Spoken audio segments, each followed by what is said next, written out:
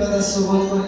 এবার তাদের সামনে আমার মহাপ্রভু বলছে, শোনো, প্রতি যুগে নাম ছিল কিন্তু প্রেম ছিল না। এবার আমি প্রেম দিব কি? চারি ভাব ভক্তিতে দিয়ে নাচাই ভুবন। চারি ভাব ভক্তিটা কি? যে প্রেম ভক্তি আমাদের জানাতে আসলে গৌরব মহাপ্রভু, সেই প্রেম সম্পর্কে তো জানতে হবে। তাই চৈতন্য চরিতামৃত তার বলে দিলেন, সম্বন্ধ করিয়া ভজে তার কৃষ্ণ নাহি তেজে, আর সব করে অকারণ। আমরা যতই গোবিন্দের নাম করি, কিন্তু গোবিন্দকে আমরা লাভ করতে পারি না কেন? কৃষ্ণ কৃপা লাভ করতে পারি না কেন? বলে নাম করি, কিন্তু নামের সাথে যে প্রেম থাকতে হবে। মহাপ্রভু সনাতনকে বলছিলেন, সনাতন একমাত্র প্রেমই প্রয়োজন, রাধাও না কৃষ্ণ না। রাধা কৃষ্ণ দরকার নেই, একমাত্র প্রেমই প্রয়োজন। যদি তুমি প্রেমকে ধরে রাখিতে পারো, তবেই তো তুমি রাধা কৃষ্ণের প্রেমময় মূর্তি দর্শন করিতে পাবে। তাই প্রেম প্রয়োজন, কিন্তু প্রেম কি আমরা কি করে জানবো? মহাপ্রভু ভাবছেন, চিরকাল নাহি করি প্রেম ভক্তি দান, ভক্তি বিনা জগতে নাহি অবস্থা। কোনো কালে কোনো যুগে প্রেম ভক্তি দান করিনি। যদি প্রশ্ন করা হয় বাবা, তাহলে রাত্র যুগে মহাপ্রভু ভগবান শ্রীকৃষ্ণ কি ব্রজগোপীকাদের প্রেম দান করেননি? বলে ব্রজগোপীকাদের প্রেম দান করেছেন, কিন্তু সেটা দান নয়, ঘরের মানুষ। ব্রজগোপীরা তার ঘরের মানুষ ছিল না কি বাবা? ছিল কি না? ও মায়েরা, ছিল না? ব্রজগোপীরা তো ভগবান শ্রীকৃষ্ণের ঘরের মানুষ। আচ্ছা, এই পুজো আসে, পহেলা বৈশাখ আসে, আপনি যদি আপনার সন্তানকে জামা কাপড় কিনে দেন, বস্ত্র দান করেন, তাহলে আপনার ছেলে মেয়ে লোকের কাছে কি বলবে? আমার বাবা এটা আমাকে দান করেছে, এটা বলবে কখনো? কি বলবে? বলে কিনে দিয়েছে, বাবার দায়িত্ব কিনে দেওয়া দিতেই হবে। পুজো এসেছে, বাবাকে যে দায়িত্ব পালন করতেই হবে। কিন্তু আপনি যদি গরিব দুঃখী সবাইকে কিনে দিতে পারেন, সামর্থ্য অনুযায়ী যদি গরিব দুঃখীদের দান করতে পারেন, তাহলে গরিব দুঃখী কি বলবে? দেখো দেখো, অমুক বাবু আমাকে পুজো উপলক্ষে এই বস্ত্রখানা দান করেছে। তাই ভগবান শ্রীকৃষ্ণ ব্রজলীলায় ব্রজগোপীকাদের প্রেম দিয়েছে, সেটা তো ঘরের মানুষকে। ঘরের মানুষকে দিলে সেটা কখনো দান হয় না, সেটা কর্তব্য, দিতেই হবে। আর আমার মহাপ্রভু বলছেন, আমি সবাইকে প্রেম দিব। কি প্রেম দিবেন? প্রেম কয় প্রকার? ভক্তি রসামৃত সিন্ধু গ্রহণে রূপ গোস্বামী পাদ জানিয়ে দিলেন, প্রেম হচ্ছে 12 প্রকার। কত প্রকার বাবা? 12 প্রকার, 1 ডজন প্রেম আছে। বলে 7টি হচ্ছে গৌণ প্রেম, আর 5টি হচ্ছে মুখ্য প্রেম। 7টি কি প্রেম? গৌণ প্রেম। জোরে করে বলতে হবে, উচ্চ স্বরে হরি বল। আমার গলা ভেঙে যাচ্ছে আর আপনারা কিছু বলবেন না, তা হয় না। হরি বল। 7টি হচ্ছে গৌণ প্রেম, আর 5টি হচ্ছে মুখ্য প্রেম। 7টি গৌণ প্রেম কি কি? হাস্য মানে হাসি, অদ্ভুত, বীর, করুণ, রৌদ্র, বিভৎস, ভয়। এই 7টি হচ্ছে গৌণ প্রেম। যে গৌণ প্রেম বা গৌণ ভাবে শিশুপাল আদি জরাসন্ধ, কংসগণ, রাবণ ইত্যাদি জন তারা ভগবানকে লাভ করেছেন গৌণ ভাবে। যারা ভগবানের চরণে, যারা ভগবানের হাতে নিগত হন, তারা তো ভগবানকেই লাভ করেন বাবা, কিন্তু তারা মুখ্য ভাবে কিন্তু পাননি। কিন্তু মুখ্য প্রেম কয়টি? বলে মুখ্য প্রেম হচ্ছে 5টি। 5টি কি কি? শান্ত, দাস্য, সখ্য, বাৎসল্য, আর কি? মধুর, বৃন্দাবন বিহারীলাল কি। ওমা, জয় দেওয়া যাবে না? রাধা রানী কি। আমি জোরে বলে আপনারা মনে মেলে বলবেন না, কম করেছেন নাকি? হরি বল। তাই বলে কি? এই যে 5টি মুখ্য রস আর 7টি গৌণ রস, মহাপ্রভু ভাবে আমি বাচ্চারি ভাব ভক্তি দিয়ে নাচাই ভুবন, জগৎ জীবকে জানাবো সমগ্র তত্ত্ব। আমাদের সনাতন ধর্মে কয়েকটি মত আছে বাবা? 5টি। কি কি? শাক্ত, শৈব, শৈব, গানবত্ত, আর কি? বৈষ্ণব। মনে রাখতে হবে বাবা, এই 14 দিনের ভাগবত কথা যদি আপনি 14টি কথাও মনে রাখতে পারেন, তবেই তো কমিটির এই আয়োজন সার্থক হবে। বেশি না, 14 দিনে মাত্র 14টি কথা মনে রাখতে হবে, বেশি মনে রাখার দরকার নেই। এত মনে রাখলেই বা কি হবে? হরি বল। 14টি কথা মনে রেখে যদি আমরা যদি ভজন জগে এগিয়ে যেতে পারি তাহলে আমাদের জীবন সার্থক হবে। তাই বললেন কি আমাদের সনাতন ধর্মের পরে কয়টি মত আছে? 5টি। শাক্ত, শৈব, শৈব, গাণপত্য, বৈষ্ণব। এই 5টি মত পথের মানুষ কিন্তু 5 ভাবে উপাসনা করছে ভগবানকে। সবাই কিন্তু ভগবানের কাছেই যাবে, কেউ একটু আগে যাবে, কেউ একটু পরে যাবে। এই 5টি শাস্ত্রের 5 মত পথের মানুষ কিন্তু 5 ধরনের শাস্ত্র নিয়ে আছে। আর মহাজন জানালেন এই নিখিল শাস্ত্রকে যদি সিদ্ধান্তের দণ্ড দিয়ে মন্থন করা হয় বাবা, ঘোষবাড়ি গেলে দেখবেন নবনীকে কি করে, দধিকে মন্থন করা হয় না দণ্ড দিয়ে, নবনী উত্তোলন করা হয়। তদ্রূপ বলছে শাস্ত্রকে যদি তোমার সিদ্ধান্তের দণ্ড দিয়ে তুমি মন্থন করো তাহলে কি নবনী উঠে আসবে? সিদ্ধান্ত উঠে আসবে। কি সিদ্ধান্তের দণ্ডে কি আসবে? 3টি তত্ত্ব উঠে আসবে। সেই 3টি তত্ত্ব কি? চৈতন্য চরিতামৃতে কবি আর গোস্বামী পাদ বললেন সম্বন্ধ, অভিধেয় আর প্রয়োজন। আপনি যার ভজনাই করেন বাবা, কালার ভজনা করেন, কালীর ভজনা করেন, আপনি হরের ভজনা করেন, হরির ভজনা করেন, গৌরীর ভজনা করেন, শিবের উপাসনা করেন, সরস্বতীর উপাসনা করেন, বাবা লোকনাথের উপাসনা করেন, যার ভজনাই করেন না কেন কিন্তু মূল তত্ত্ব কিন্তু 3টি। কি কি? সম্বন্ধ, অভিধেয় আর প্রয়োজন। মহাপ্রভু জানাতে এসেছেন আরে জীব তুমি কত কাল ধরে নাম করে যাচ্ছ, একবার নাম নিলে যত পাপ হয় প্রত্যেকের সাধ্য নাই ভাবে কত পাপ করে, আবার কোটি কল্প কালে করে যদি নাম সংকীর্তন তবু না পায় ব্রজেন্দ্র নন্দন। তাই মহাপ্রভু জানালেন যে সম্বন্ধ করো। সম্বন্ধ এই সমস্ত শাস্ত্রের মূল তত্ত্ব হচ্ছে 3টি। কি কি? সম্বন্ধ, অভিধেয় আর প্রয়োজন। এবার সম্বন্ধটা কি? এবার আপনার বাড়ি পটুয়াখালী, আমি ঢাকা থেকে এসেছি পটুয়াখালীতে। এখন আপনার কাছে যদি আপনার দুয়ারে গিয়ে আমি কি বলি, আমি রাস্তার মোড়ে দাঁড়িয়ে যদি চিৎকার করে বলি জল চাই জল চাই, দাদা আমাকে একটু জল দিতে হবে। আমি যদি রাস্তার মাঝখানে চিৎকার করে বলি জল চাই কেউ আমাকে জল দিবে না? দিবে কি? এই যে বললাম দাদা আমাকে একটু জল দিন, আমি যখন বলবো দাদা মাসি পিসি আমাকে একটু জল দিন তবে কিন্তু আমাকে জলখানা দিবে। আমি যদি চিৎকার করে রাস্তার মাঝখানে দাঁড়িয়ে বলি আমি জল চাই কেউ জল দিবে? তাহলে এই জল চাওয়ার মধ্যে সম্বন্ধটা কি? বলে দাদা, দিদি, মাসি, মা, কাকা, এইগুলো যখন আমরা একটা সম্বন্ধ করতে পারবো তখনই কিন্তু জলটা আমরা পাবো। আর মহাপ্রভু বলছে তুমি যে মুক্তি লাভ করবে, প্রেম লাভ করবে, আমার কাছ থেকে নিবে, তুমি যে আমাকে ডাকছো, আমাকে কি বলে ডাকিছো? আমি তোমার কে হই? এই যে সম্বন্ধ তত্ত্ব। শিবের উপাসনা করতে শিব আপনার কে হয়? সরস্বতী আপনার কে হয়? কালী আপনার কে হয়? কৃষ্ণ আপনার কে হয়? এই হচ্ছে সম্বন্ধ। আগে সম্বন্ধ তৈরি করতে হবে। সম্বন্ধ করিয়া ভজে তারে কৃষ্ণ নাহি ব্যাজে আর সব মরে অকারণ। মহাপ্রভু বলেছেন না, তাই প্রথমেই তৈরি করতে হবে সম্বন্ধ। এবার বলেন কি? অভিধেয়। কর্মটা কি? অভিধেয় কি? কর্তব্যটা কি? বললেন কি তার ভক্তিটাই অভিধেয়। তাকে ভক্তি করা, তাকে ডাকাই হচ্ছে মূল অভিধেয়। আর প্রয়োজনটা কি?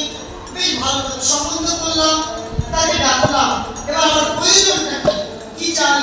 তরকারি রান্না করতে দেবেন, এত সুন্দর তরকারি রান্না করেছেন বাবা, তার মধ্যে যদি লবণই না থাকে তাহলে কোনো তরকারি যেমন স্বাদ হয় না, তেমনি সাধন ভজন আমরা যতই করি না কেন অহর্নিশি করে যদি নাম সংকীর্তন করবো না পায় ব্রজেন্দ্র নন্দন। বলে কি করে বাপে তরকারি রান্না করেছে কিন্তু তরকারির মধ্যে লবণ দেওয়া হয়নি, ভগবানকে ডাকছি অহর্নিশি করতে বলে কিন্তু ডাকের মধ্যে প্রেম নেই, তাই আমার গোবিন্দ কৃপা করে না। তাই ভজন বলছেন কি? তুমি ডাকো, সম্বন্ধ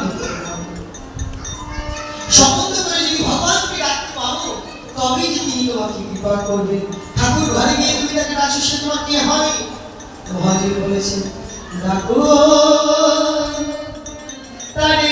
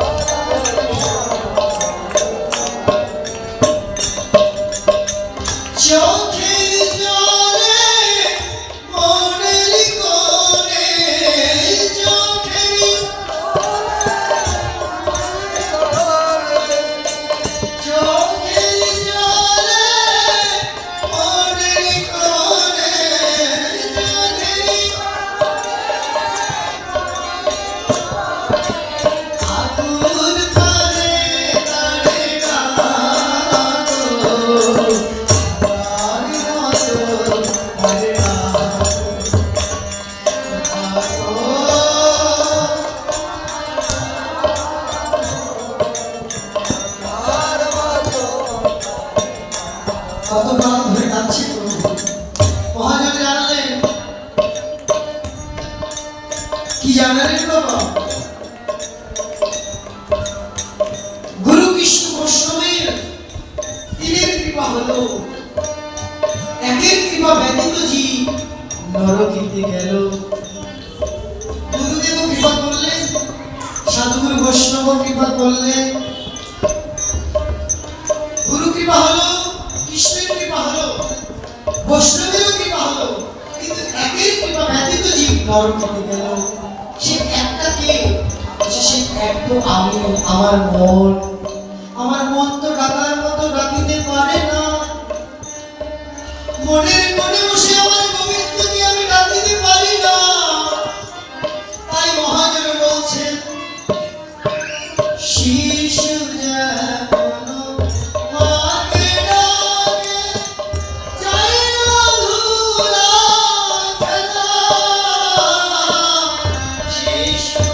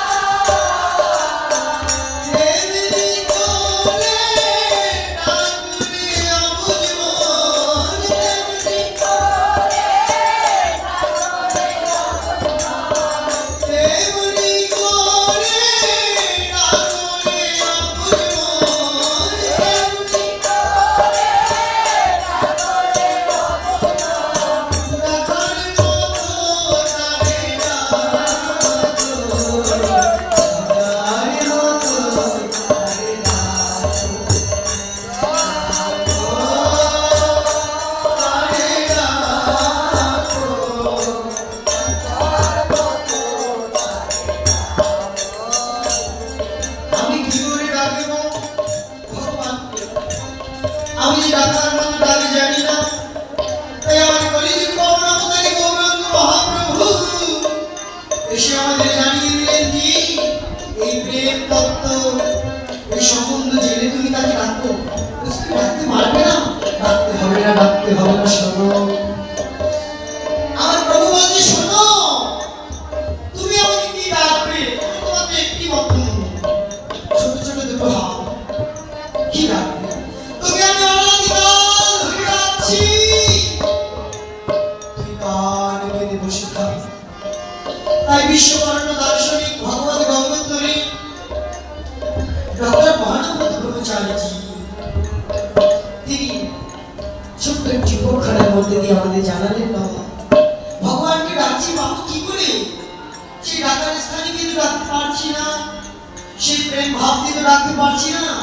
এই মহানব্রত ব্রহ্মচারীজি জানালেন পঞ্চম বয়সে একটি বালক বায়না ধরেছে, বাবা বাবা তুমি যে রোজ হাটে যাও, বাবা তুমি যে রোজ হাটে যাও, আমিও তোমার সাথে হাটে যাবো বাবা। বায়না ধরেছে ৫ বছর বয়সী বালক বাবার সাথে হাট দেখতে যাবে। এবার চল আমার সাথে হাট দেখতে যাবি।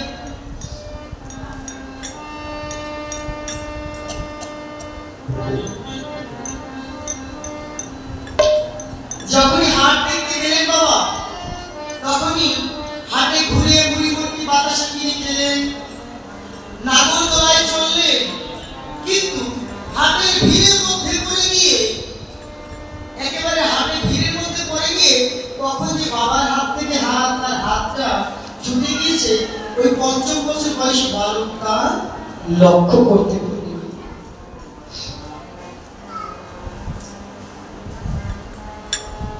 ৫ বছর বয়সী বালক লক্ষ্য করতে পারেনি। আজকে বাবাকে হারিয়ে চিৎকার করে, বাবা বাবা গো, ও বাবা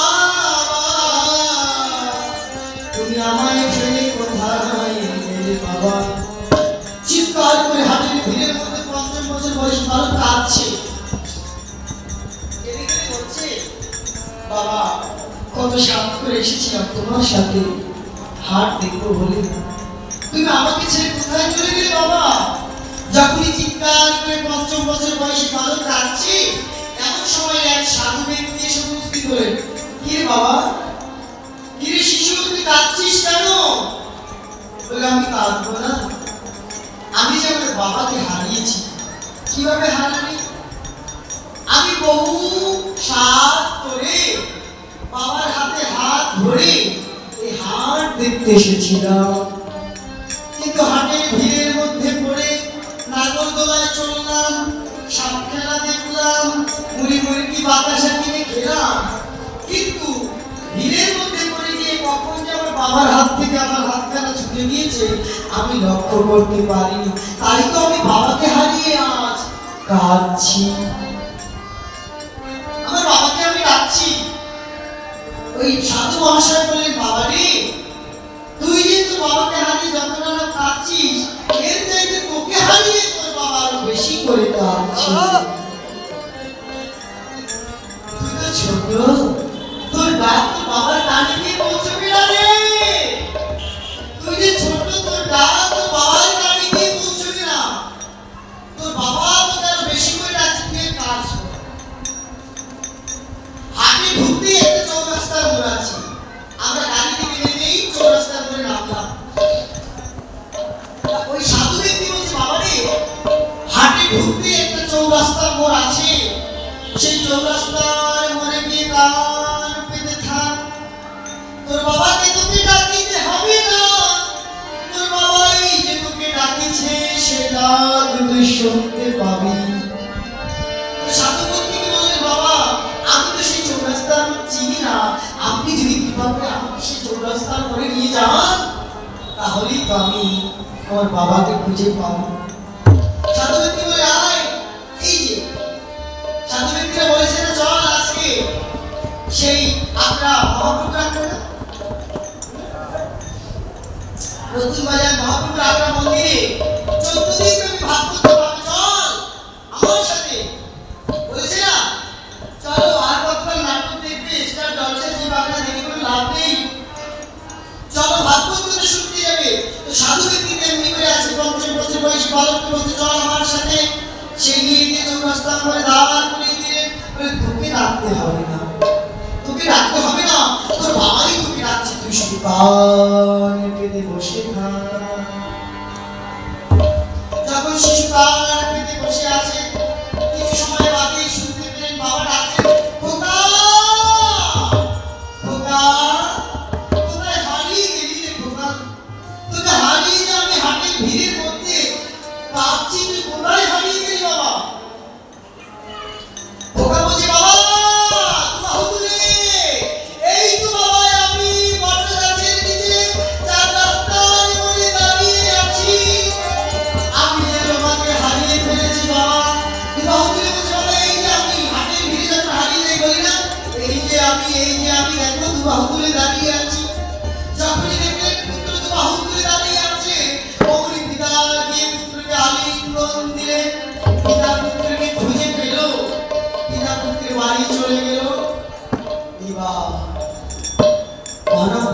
ব্রহ্মচারী জানাচ্ছে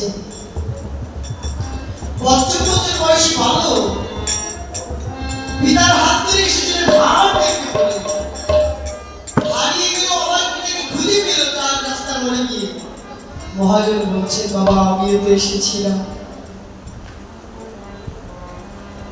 তো এসেছিলাম সেই পরম পিতার হাত ধরে এই ভবের হাটে দেখিব বলে এই ভবের হাটে দেখিতে দেখিতে আমার পরম পিতার হাত থেকে আমার গোবিন্দের হাত থেকে আমার কখন যে বিচ্যুতি ঘটে গেল আমি যে আর লক্ষ্য করতে পারিনি তাই তো আমি আমার গোবিন্দকে হারিয়ে কাঁদছি গোবিন্দ বলছে ডাক্তার বাবু ডাকো গোবিন্দ তুমি আমাকে পাবে কোথায় কি ডাকো এই সেই চৌরাস্তার মোড় এখানে এসে শুধু দাঁড়িয়ে গান পেতে বসে থাকো তবে তুমি তোমার যে গোবিন্দকে তোমাকে ডাকতে হবে না গোবিন্দই যে তোমাকে ডাকছে সেটা তুমি শুনতে পাইবে মহাজনে বলছেন এই চৌরাস্তার পরে না গেলে আমরা গোবিন্দের ডাক শুনতে পাবো না আমি কোথায় গেলে সাধুর সঙ্গ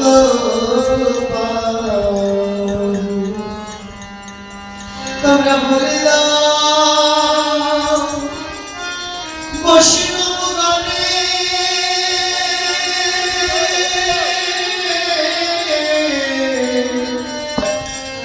আমি কোথায় গেলে সাধুর সঙ্গ যেথায় চৌরাস্তার মোড়ে আমার গোবিন্দের দর্শন চারদিকে দিকে ভক্তগণ মিলে যে নব বৃন্দাবন সেখানে গিয়ে কান পেতে বসে থাকলে আমি গোবিন্দের বাঁশির ধ্বনি শুনতে পাবো তাই বলছি তোমরা কৃপা করো আমায় বসে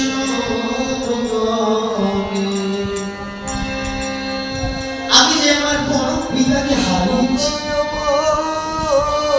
কতদিন আমার গোবিন্দকে আমি কথা দিয়েছিলাম ভগবান এই ধরন হবে কি আমি তোমার ভজনা করবো পূজা করবো এই জগতের মায়া মোহে পড়ে আমি তোমাকে যে ভুলে গিয়েছি তাই বলছি মহাদেব বলছি আমি পড়িয়া বিপাকে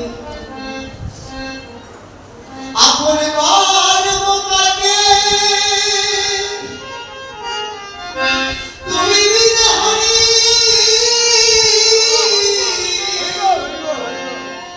কি রাখে আমাকে আমার মনে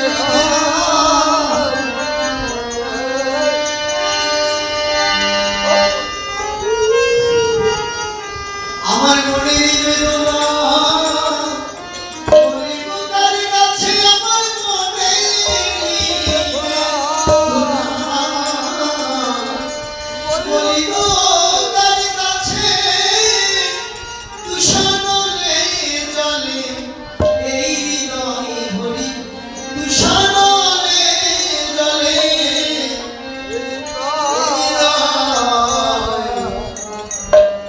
হরি আমার মানস সন্তাপনা শীতে দিতে যদি তোমার দুঃখ হয় হরি আমার মানস সন্তাপনা শীতে দিতে যদি তোমার দুঃখ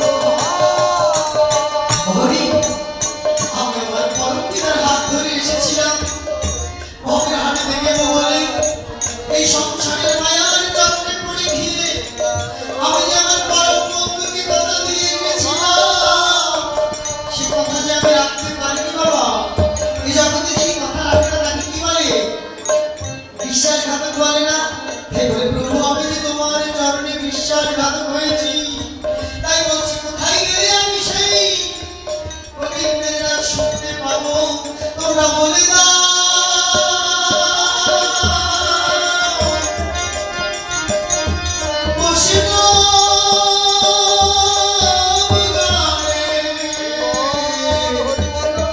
আমি কোথায় গেলে আমার অনাদি আদি গোবিন্দের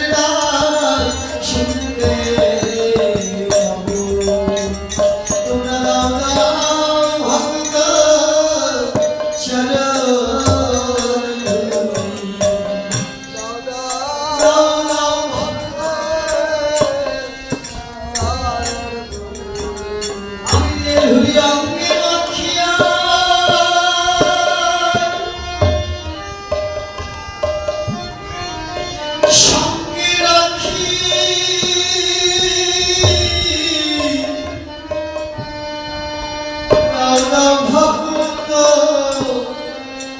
চরণ ধুলি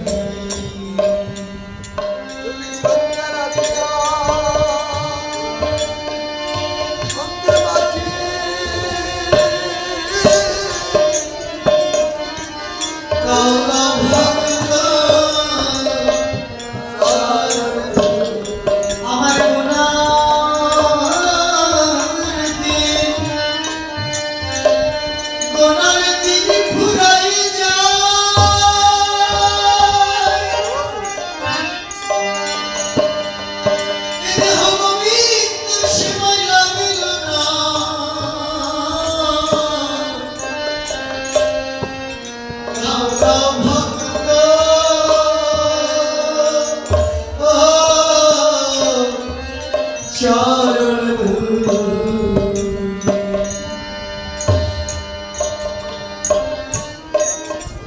বহুকাল ধরে যে গোবিন্দকে কথা দিয়েছিল মাতৃগর্ভে অষ্টম মাসে সপ্তম মাসে অনাদি আদি গোবিন্দ যখন দেখা দিয়েছিল আমার সাথে তখন বলেছিলাম হে গোবিন্দ আমি তোমার বিরহে রহিব বিলীন তোমাতে করিব বাস দীর্ঘ দিবস দীর্ঘ রজনী দীর্ঘ বরষ আমি বলেছিলাম আমি তোমার কথা ভাববো আমি তোমার বিরহ করবো কিন্তু এই জগতে এসে মায়া মনে পড়ে গিয়ে আমি তোমাকে ভুলে গিয়েছি তাই বলে তাকে যদি মনে করতে হয় সেই প্রেম ধরে রাখতে হয় কোথায় যেতে হবে বাবা বলে সেই ৫ বছর বয়সী বালক যেমন চৌরাস্তার মনে গিয়েছিলেন বাবাকে ফিরে পাওয়ার জন্য আমাকেও যেতে হবে এই সাধুগুরু বৈষ্ণবের সঙ্গে এই সাধুগুরু বৈষ্ণবের সঙ্গে চতুর্দিক থেকে ভক্তবৃন্দ আসছে চারটি রাস্তার বিলুপ্তের প্রবাহ সমাহার এটাই তোমার সেই ৪ রাস্তার মোড় যেখানে সাধুগুরু বৈষ্ণবের আগমন এই স্থানেই তো নব বৃন্দাবন বলে এই স্থানে বসে তুমি কার বসে থাকো তবে বলছো বাবা তুমি আমাকে রাখতে হবে না রে আমি তুমি রাখছি তুই কার শ্রবণ কর জয় জয় রাধা কৃষ্ণ প্রেমানন্দে হরি হরি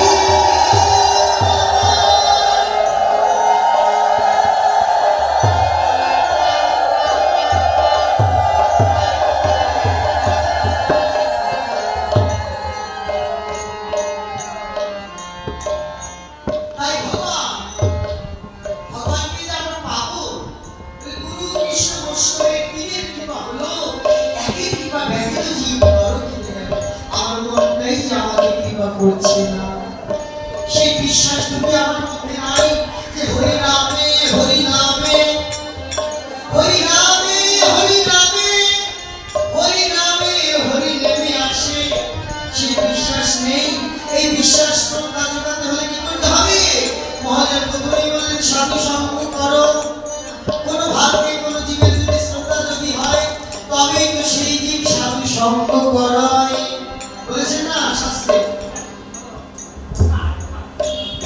এই সাধু সঙ্গ করতে করতে শ্রবণ কীর্তনের মধ্যে দিয়ে প্রেম ভক্তি লাভ হবে তাই বললে প্রেম ভক্তি আমার মহাপ্রভু জানিয়ে দিয়ে গেলেন কি তুমি প্রেম দিয়ে ডাকো ডাকার মতো ডাকো তাই তিনি ৫টি প্রেমের কথা জানিয়েছেন শান্ত প্রেম দাস্য প্রেম সত্য প্রেম আর কি বাৎসল্য প্রেম আর কি মধুর প্রেম কালকে আমরা ৫টি প্রেমকে কিভাবে পেয়েছে সেই তত্ত্বে আলোচনা করব আজকে গৌর কথা বিশ্রাম রেখে আজকে আমরা গীতা ভাগবতে প্রবেশ করব তাই আমার গৌরাঙ্গ মহাপ্রভুজি একেবারে সহজে জানাতে দিলেন জানিয়ে দিলেন যে প্রেম তত্ত্ব তোমাকে জানতে হবে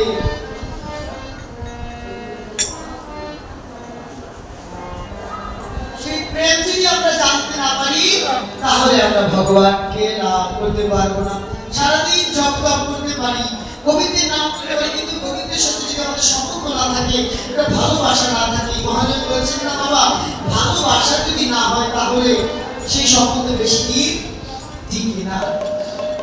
তাই আমার মহাপ্রভু জানাতে এসেছে প্রেম তত্ত্ব। এই গৌরাঙ্গ কি ভুলে থাকা যায় বাবা? কোথায় ধরে রাখবো? কোথায়? এই হৃদয় মাঝারে। তাই মহাদেব কি বলেছে? তোমায় হৃদি মাঝারে রাখিব, ছেড়ে দেব না। তোমায় ভক্ত মাঝে রাখিব, ছেড়ে দেব না।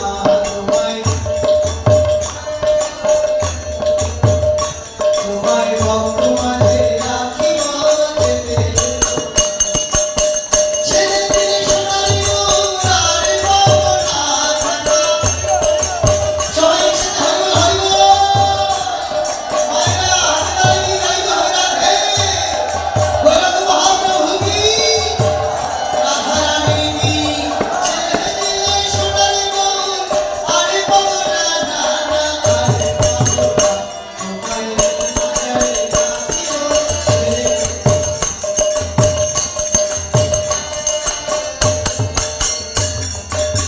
বড়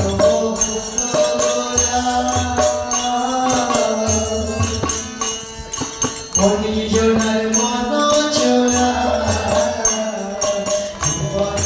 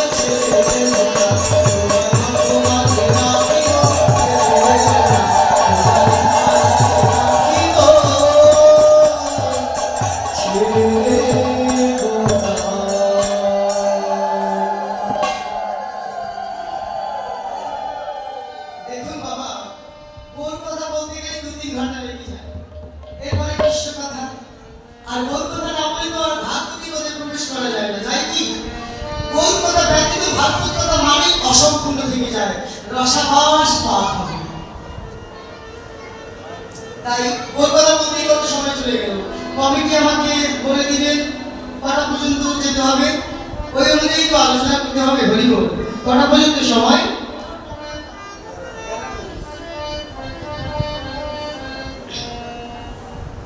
হরিবল।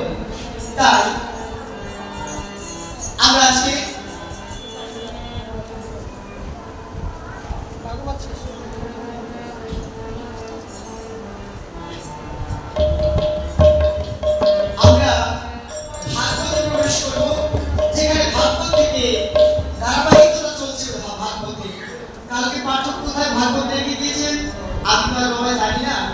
তাই আমি কোন কথা দিয়ে প্রথমে শুরু করলাম। যদি ভাগবতের দ্বাদশটি স্কন্ধ, এই দ্বাদশটি স্কন্ধে ধারাবাহিকতা পার করে করেই এই 14 দিন যেতে হয়, এটাই নিয়ম। তো প্রথমে 9টি স্কন্ধ পর্যন্ত আমরা দেখতে পাই ভগবানের লীলা নয়, শুধু ভক্তের লীলা, শুধু ভক্তের লীলা। 9টি স্কন্ধে শুধু ভক্তের লীলা দিয়েছেন কেন? বলে এই 9টি স্কন্ধে ভক্তের লীলা শ্রবণ করে করে দশম স্কন্ধে গিয়ে ভগবানের লীলা শ্রবণ করতে হয়। ভক্ত লীলা শ্রবণ করে নিজেকে আগে তৈরি করতে হবে যে কোন ভক্ত কেমন করে ভগবানকে পেয়েছে। ভক্তি যার ভগবান তার, ভক্তি যার নেই ভগবান তার নেই।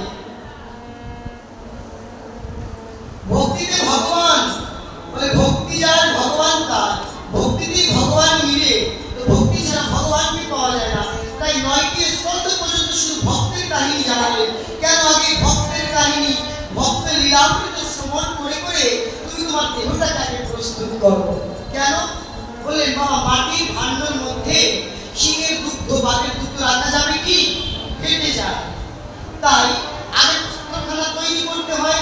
আর এই আমাদের দেহ পাত্রখানা তৈরি করতে হলে আগে ভক্তের লীলা শ্রবণ করতে হয়। ভক্তের লীলা শ্রবণ করে করে আমরা যখন আমাদের দেহখানা যখন মজবুত হবে, এই পাত্রখানা যখন পুরো খাঁটি হবে, তখনই গোবিন্দের রসামৃত আমরা শ্রবণ করতে পারবো। কিন্তু দেখুন, এক একজন এক একভাবে পাঠ করে যাবে, ধারাবাহিকতা না। কিন্তু দেখা যায় আমরা ধারাবাহিকতা সেই আলোচনা ভক্তলীলা বলতে বলতে রাধাকৃষ্ণের লীলা হয়তো বা ফল নাও হতে পারে। তাই এখন গতকালকে যে দুটি পাঠ করে গেলেন পাঠক, তিনি কোথা থেকে পাঠ করেছেন আমি তো জানি না। আপনারা হয়তো শ্রবণ করেছেন, কোথা থেকে আপনাদের শ্রবণ করিয়েছে?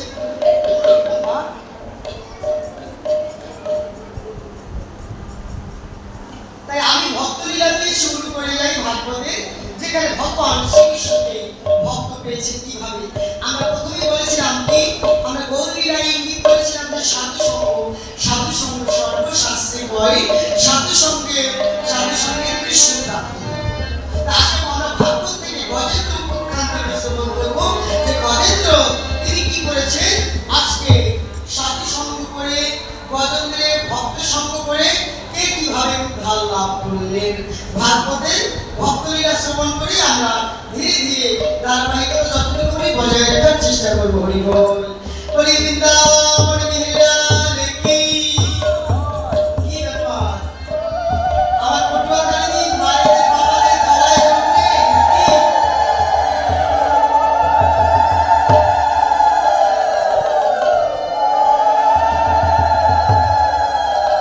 দক্ষিণ অঞ্চলের মানুষের গলায় জোর থাকতে হবে, তারা কিন্তু কাউকে ভয় পায় না।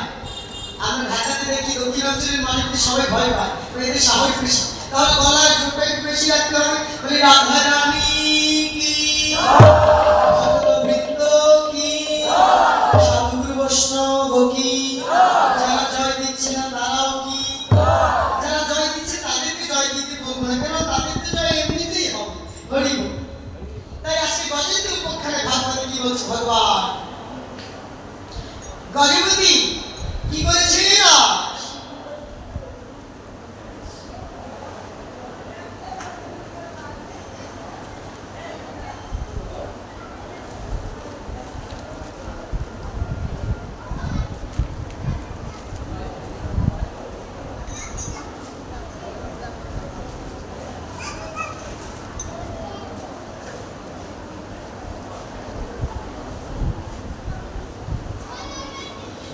আজকে গজপতি কি করেছেন, তিনি তার সমস্ত পত্নীদের নিয়ে আজকে তিনি সরোবরের মধ্যে স্নান করতে।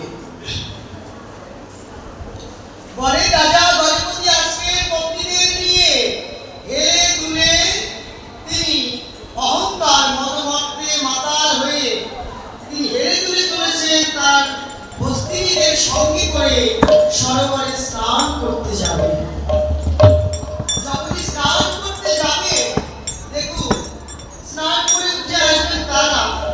স্নান করছেন তো করছেন, কিন্তু প্রসঙ্গটা কি বাবা মনে রাখতে হবে, সাধু সঙ্গ।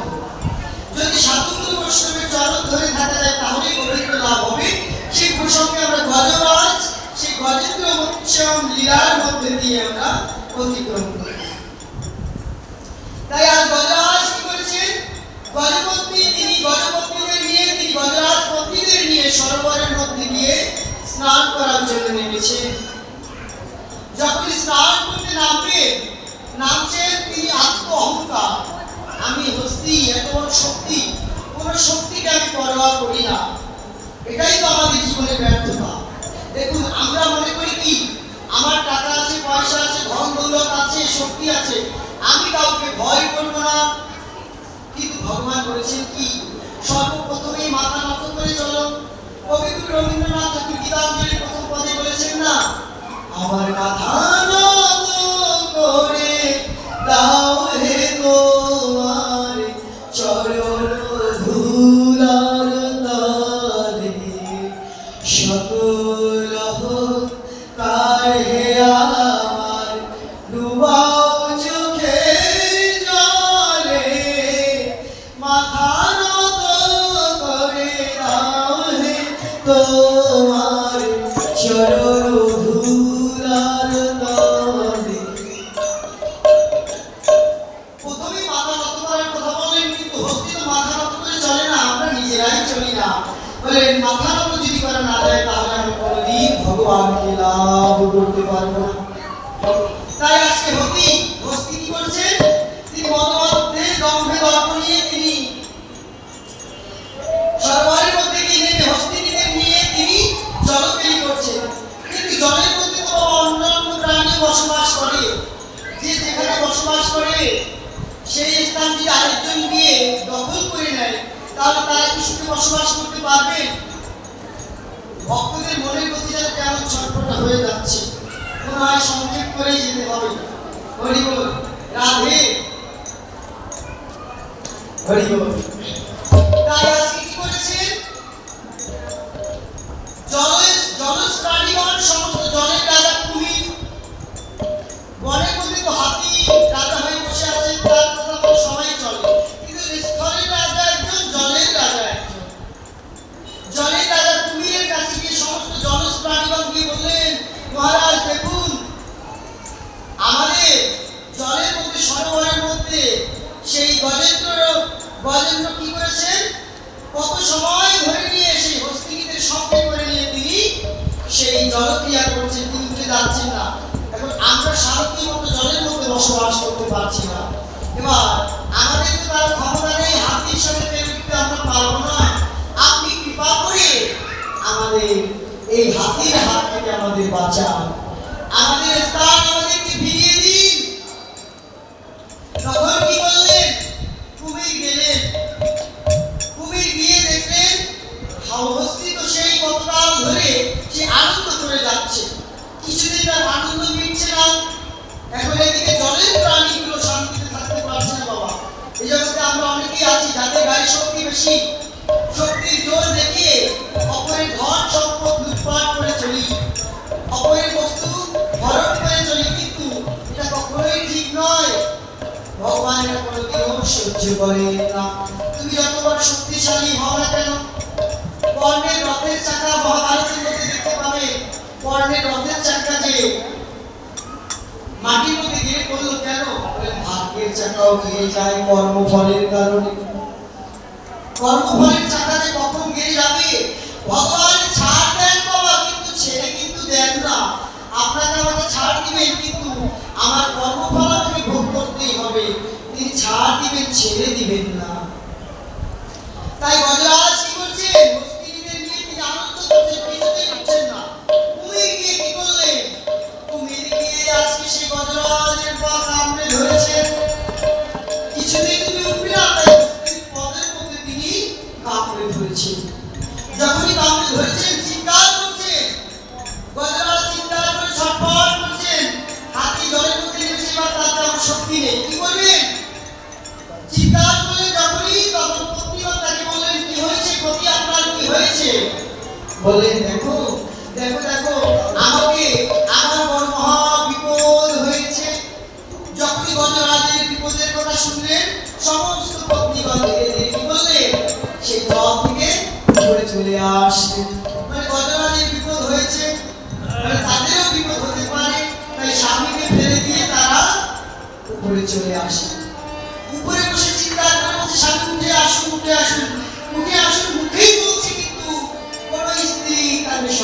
চিন্তা করছে না। তাই তো মহাজন বলছে এই জগতে আমরাও যাদের জন্য প্রথমে আমরা ভজন গিয়েছিলাম রামপ্রসাদজি বেদান্তের চূড়ান্ত কথা বলেছেন, যার জন্য মন ভবে ভেবে সে কি তোমার সঙ্গে যাবে, সেই পেশি দিবে ছাড়া কালা কালের কর্তা এলে, ভেবে দেখো মনে কেউ কারো নয় মিছে ভূমণ্ডলী। তাই আজকে গজরাজ বলছে তোমরা সবাই আমাকে ফেলে চলে গেলে, যাদের নিয়ে এত আনন্দ করলাম, যাদের জন্য জীবনের সমস্ত সময়টুকু আমি বিলিয়ে দিলাম, আজকে আমার বিপদের কথা শুনেই তোমরা চলে যাচ্ছ।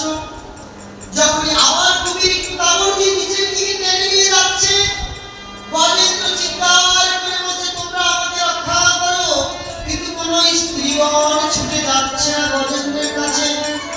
বলে বাবা এই দেহটা যেদিন ধীরে ধীরে ক্ষীণ হয়ে যাবে, এই দেহে এখন প্রায় শক্তি আছে, বল আছে, তাই ভাগবত কথা শুনতে যেতে চাচ্ছি না। একদিন মনে চাইবে ভাগবত কথা শুনতে যাবো, কিন্তু সেদিন আর শরীরটাও সঙ্গ দিবে না। দিবে কি? একদিন সময়ের কাছে আমরা সময় চাইবো, সময় করবে সময় নেই। এই সময় নেই মানে কি? ওই কুমির আবার একটু টান দিচ্ছে কোন দিকে? বলে যদি আসে ডাক্তার কি করিবেন ডাক্তার, কবে আসিবে সেই পরকালের ডাক্তার। যদি আসে ডাক্তার কি করিবে ডাক্তার, যদি তার ডাক চলে আসে চাইলেই যেতে পারবো না। তাই গজেন্দ্রকে ধরে ধরে ডাকছে।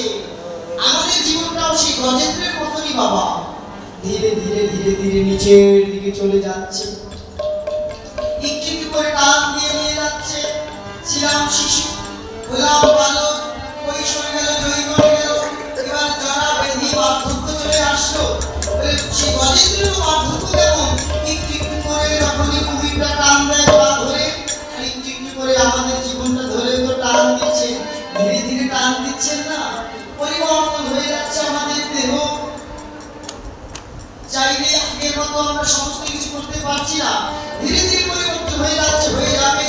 আর ভগবান বলছেন পরিবর্তন হওয়াই যে সংসারের নিয়ম। তাই আজ গজেন্দ্রের পা ধরে চিন্তা টান দিচ্ছে, গজেন্দ্রের মাথা পর্যন্ত ডুবে যাচ্ছে, আমাদেরও মাথা পর্যন্ত ডুবে যায়।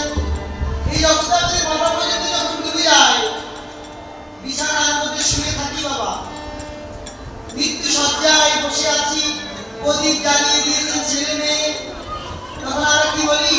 প্রদীপের শক্তিটা একটু কমিয়ে দাও, বেশি বেশি করে জ্বলে যাচ্ছে না, তেলগুলো পুড়ে যাচ্ছে। এখনো বিষয়ের প্রতি আমাদের বাসনা। এদিকে টান দিচ্ছে ভগবান নিচের দিকে, এদিকে কত আশা ভরসা, বলছে আমাদেরও ধীরে ধীরে কিন্তু টান দিচ্ছে ভগবান। সমস্ত শক্তি বল শক্তি ধীরে ধীরে চলে যাচ্ছে, কিন্তু যেদিন গায়ে বল শক্তি থাকবে না, সেদিন আর কেউ ভালোবাসবে না। এই সংসারে যেমন এই সংসারে জগৎকে, এই জগৎ সংসারে যতদিন তুমি দিতে পারবে, এই সংসার ততদিন তোমাকে ভালোবাসবে। যেদিন তুমি এই সংসারকে কিছু দিতে পারবে না, সেদিন এই সংসার তোমাকে ভালোবাসবে না। তাই বলছে গজেন্দ্র বলছে যাদের নিয়ে এত সংসারই করলাম, আনন্দে কাটালাম, তারা তো আজকে আমার বিপদের দিনে কেউ নেই। আজকে বিপদের দিনে, হেরো বিপদের দিনে দিও বন্ধু তুমি ছাড়া যে কেউ নেই। তাই গজেন্দ্র আজকে দেখে ভগবানকে বলছে, ভগবান আমি তোমায় কি করে পাবো গোবিন্দ, কি করে যে তোমাকে ডাকতে হয় তা তো আমি জানি না, কি করে তোমাকে পুজো করতে হয় আমি তো জানি না। কিন্তু হ্যাঁ, আমি যখন বনের মধ্যে দিয়ে গর্ভ করে হেঁটে হেঁটে যেতাম, পাশে দেখতাম বসে বসে মনি ঋষিগণ তোমার ধ্যান করতো, ফুল দিয়ে তুলসী দিয়ে তোমাকে ডাকতো, কিন্তু কি বলে যে ডাকতো তাও তো আমার মনে নেই। আমি বনের মধ্যে যখন হেঁটে যেতাম, বনের মধ্যে মনি ঋষিগণ দেখতাম ধ্যান করছে, তোমাকে ডাকছে, ফুল দিয়ে ডাকছে। আমি কি দিয়ে বুঝিব ভগবান তোমারে, কি দিয়ে বুঝিব ভগবান।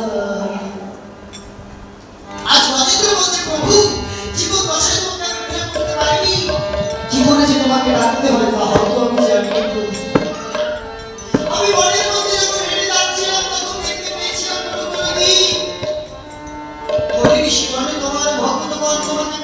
ডাকছে আর তারা বলছে আমি কি দিয়ে বুঝিব ভগবান তোমারে কি দিয়ে বুঝিব ভগবান আমি কি দিয়ে বুঝিব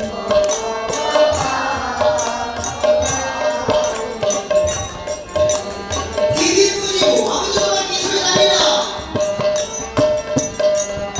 আমারে বলিতে নাই কিছু হনি আমারে বলিতে নাই কিছু হনি সকলে তোমারই দান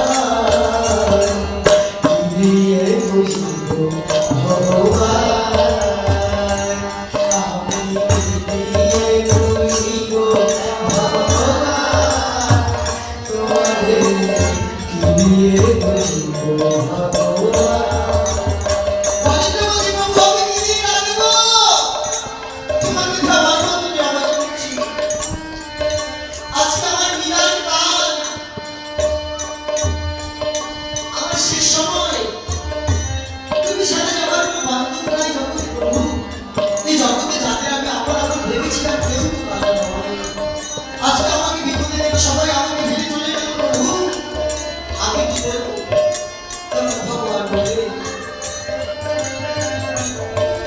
সামনে দেখলেন এদিকে পুরীর নিচের দিক থেকে টেনে টেনে নিয়ে যাচ্ছে আর গজেন্দ্রের সুরটা শুধু আছে সুর দিয়ে বলছে এবার আমি কি বলে ডাকবো ভগবানকে কি দিয়ে ডাকবো আমি তো কোনোদিন তাকে ডাকিনি কি করে ডাকতে হয় তাহাও জানিনি জানি না তখন সরোবরের মধ্যে দেখলেন একখানা পদ্ম ফুটে আছে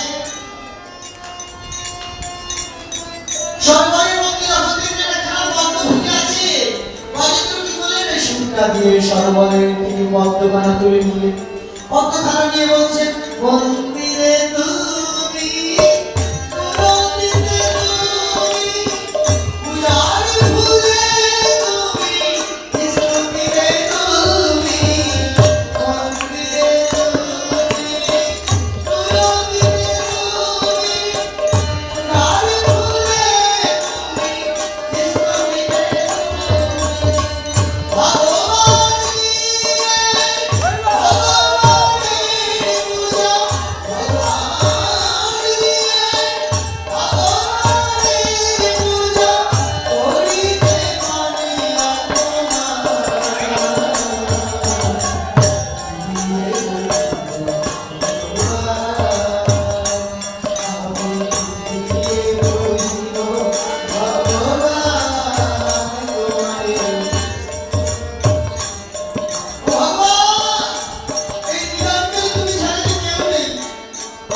ভগবান সকলে যে তোমারই দাস মন্দিরেও তুমি মূর্তিতেও তুমি পূজার ফুলের মধ্যেও তুমি স্তুতির মধ্যেও তুমি তোমাকে আমি কি দেবো প্রভু তাই সুর দিয়ে গজেন্দ্র আজকে করছেন সুর দিয়ে ঠোঁটখানা তুলে বলছে ভগবান গজেন্দ্রের প্রতি তুমি হে নারায়ণ দেখা দাও দেখা দাও এখানে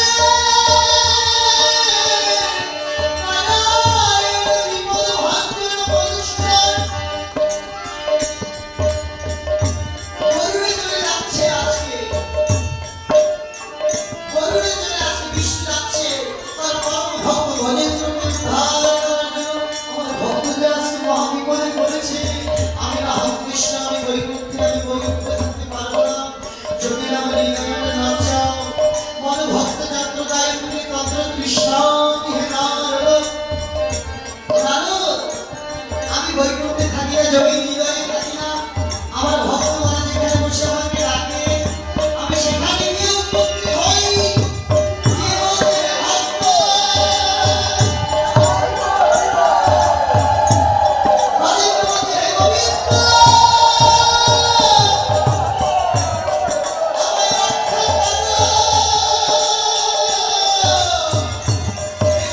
আমায় রক্ষা করো আমায় রক্ষা করো সুর দিয়ে ভগবানকে ডাকছে একটি ফুল কি দিব সরোবরের মধ্যে ফুল গঙ্গা জলেই যেন আজকে গজেন্দ্র গঙ্গা পূজা করছে